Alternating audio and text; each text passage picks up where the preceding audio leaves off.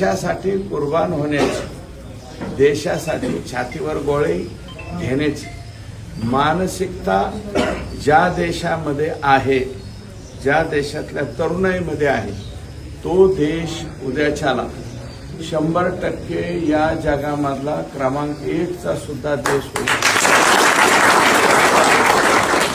आपला देश केंद्र सरकारच्या आणि यांच्या वाटचालीमुळे आपण आताच 3ऱ्या क्रमांकावरती 4थ्या क्रमांकावरती आलेलो आहोत.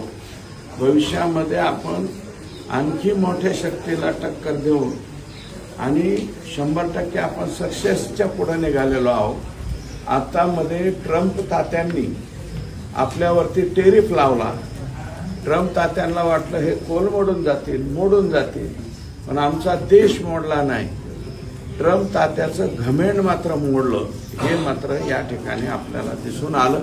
म्हणून आमचा देश कुठेही कमी पडणार नाही आणि आपण सुरक्षित आहोत, आपण निर्धास्त आहोत, आपण निवांत झोपू शकतो. कुणामुळं? बॉर्डरवरती जो सैनिक आमची 24 तास त्या ठिकाणी निगराणी राखतो, जो -5 डिग्री सेल्सिअसमध्ये, -10 डिग्री सेल्सिअसमध्ये सुद्धा तिथे उभा राहून आमचं संरक्षण करतो. लेह लडाखपासून सियाचीनपर्यंत सगळ्या भागामध्ये आमचा माणूस तिथं उभा आहे.